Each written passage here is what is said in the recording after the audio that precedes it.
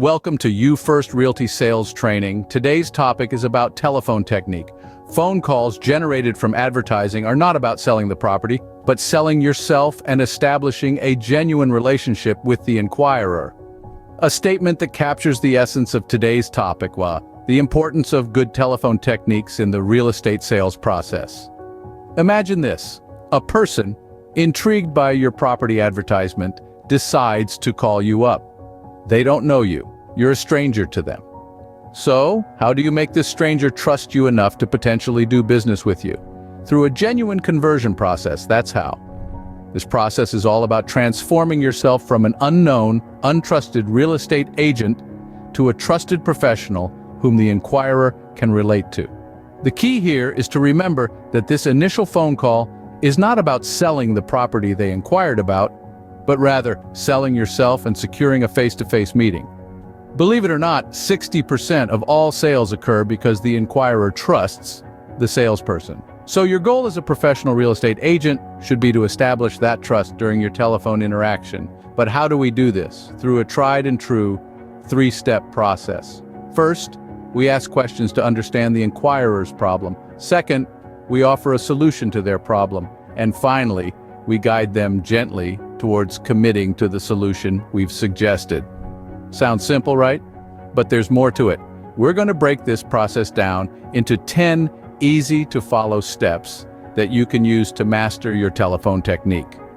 These steps will help you smile through the call, answer the phone at the right time, greet the inquirer professionally, listen attentively, and diagnose their problem without jumping the gun to solve it. Remember, the goal is always to keep the inquirer talking and to build rapport and trust with them. So let's dive into the 10 easy-to-follow steps that will help you master your telephone technique. Step 1, actively put a smile on your face when you hear the phone ring. Why, you may ask? Well, it's simple. A smile, even though it may not be seen, can be heard. It softens your voice, making you sound more approachable and friendly. It brings positivity, warmth, and enthusiasm to your conversation, which in turn makes the caller feel more at ease. Now imagine the phone rings. You don't just jump and answer it immediately. No, you wait until the 3rd ring. After all, you don't want to appear too eager or desperate. This is step 2. Answering the phone on the 3rd ring shows that you are not too busy to take their call, yet you are not sitting idly by the phone either. It's a delicate balance that conveys professionalism, but why is this so important? The answer lies in first impressions. The first few moments of a conversation can set the tone for the entire interaction. It's in these moments that the caller forms their initial perception of you. Are you too eager, too busy, or just right? This is where the importance of a timely response comes into play. So remember, the next time the phone rings, put on your best smile and count to 3. These first 2 steps are fundamental in setting the tone for the rest of the conversation. Step 3, always answer the phone with a prescribed professional greeting. It's the first verbal interaction the inquirer has with you, so it's pivotal to make it count. A professional greeting not only conveys a sense of professionalism, but also sets the tone for the entire conversation. For instance, you could say, "Good morning, thank you for calling U1st Realty, this is speaking." The greeting should be clear, concise, and most importantly, welcoming. It's a small step that can make a big difference in how the inquirer perceives you. It's all about creating that first impression, and we all know how important first impressions are, don't we? Now let's transition to step 4, listening attentively. Active listening is a skill that many of us underestimate, yet it's crucial in any kind of interaction, especially in the real estate business. When the inquirer starts talking, your job is to focus solely on them. Let them express their thoughts, their needs, their concerns. Respond to them positively and show genuine interest in what they're saying. Remember to keep that smile on your face while you're speaking. It might seem trivial, but trust me, it can really make a difference in how you come across. For instance, you could say something like, "Well, it's good to hear from you today," or "Thank you for calling us." Or if they're inquiring about a particular listing, you could say, "Yes, we've had a lot of calls on that listing. What in particular about that property are you interested in?" The key here is to keep the inquirer engaged. Encourage them to talk more by asking open-ended questions. The more they talk, the more you learn about their needs and the better equipped you are to provide a solution that suits them. Remember, your goal here is to make the caller feel valued and heard. It's not just about selling a property, it's about building a relationship, establishing trust, and ultimately turning a potential lead into a happy client. So take your time, listen attentively, and respond positively. It's a simple yet effective technique that can significantly enhance your telephone interactions. Step 5. Diagnose what the inquirer's problem is. This is a pivotal moment in the conversation. You're not just a salesperson now, you're a problem solver. But before you can solve anything, you need to understand the issue at hand. And to do that, you need to keep the inquirer talking. Think of it as a puzzle. Each piece is a piece of information that the inquirer gives you. As they talk, you're slowly putting these pieces together to form a clearer picture of their needs, their desires, their circumstances. This isn't the time to jump in with solutions or to try and sell anything. Not yet. You're still building rapport, still gaining their trust. Your role at this stage is to listen, to understand, and to empathize. Now, how do you get these puzzle pieces? You ask questions. Not just any questions, but open-ended ones. Questions that start with what, which, when, where, who, how. These questions encourage the inquirer to talk, to share, to open up.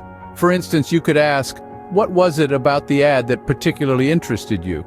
Or how long have you been looking for a property like this? These questions not only give you valuable insights into the inquirer's problem, but they also show the inquirer that you're genuinely interested in helping them. But remember, the key here is to keep them talking. The more they talk, the more puzzle pieces you get, the clearer the picture becomes. And as they talk, you're building a connection, a rapport. They're no longer talking to a stranger, but to a trusted professional who understands their problem and is genuinely interested in helping them solve it. So keep them talking, ask questions, listen, understand, empathize.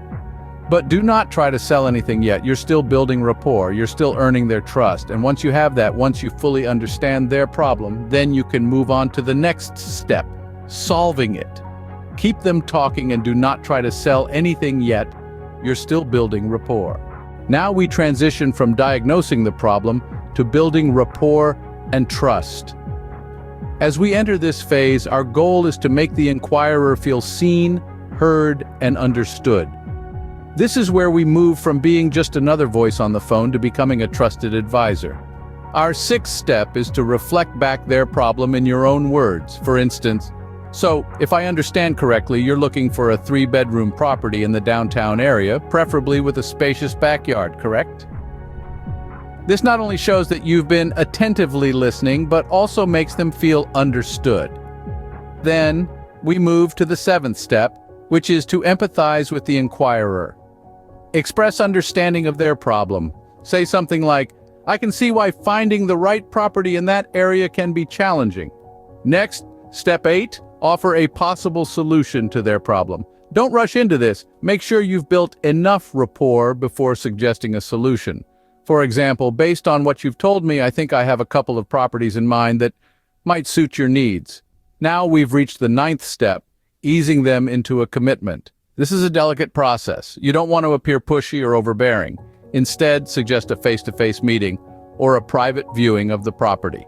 You could say, would you be open to meeting in person so we can further discuss your needs and possibly view a few properties that might be a good fit? Finally, step 10, confirm the next action. Make sure you both are clear on what will happen next. If they've agreed to a meeting, confirm the date, time, and location. If they need time to think, suggest a follow-up call. Always end the call on a positive note, expressing your enthusiasm to help them find the right property. Throughout these steps, it's crucial to keep the conversation real and interesting. Remember, you're not just asking questions to fill the silence. Every question should serve a purpose, whether it's to understand their needs better, build rapport, or guide them towards a commitment. Avoid interrogating them with a barrage of questions. Instead, make it feel like a natural conversation between two people. Use open-ended questions that encourage them to share more about their needs and preferences. And remember to give them space to ask their own questions too. Remember, the goal is to establish a genuine relationship and trust with the inquirer. It's not about making a quick sale, but about building a lasting connection that could lead to future sales and referrals. So take the time to build rapport, show genuine interest in their needs, and prove that you're a reliable, trustworthy real estate agent who can guide them through the property buying process. And that, my friends, is how you build rapport and trust over a phone call. In the next scene, we'll wrap up everything we've discussed and give you some final tips to enhance your telephone technique. Stay tuned. So, we've walked through the 10 steps of effective telephone techniques in real estate sales. Remember, the goal isn't to sell the property, but rather to sell yourself and secure a face-to-face meeting. You're looking to transition from being an unknown, untrusted agent to a trusted professional. We started with the power of a smile. It's amazing how such a simple action can transform your mindset and the tone of your voice, setting the stage for a positive interaction. Then we discussed the importance of answering the call on the third ring. It's a delicate balance, not too eager, not too indifferent, just right. Following that, we explored the significance of a professional greeting. It's your first impression, so make it count. Transitioning from this greeting to listening attentively is crucial. This is where you show the inquirer that they are your primary focus, and you're genuinely interested in their needs. Next, we delved into the art of diagnosing the inquirer's problem. This step is all about asking the right questions to keep the inquirer engaged and talking. Remember, at this stage, we're not solving their problem yet. We're just trying to understand it. The fifth step is where we start building rapport and trust.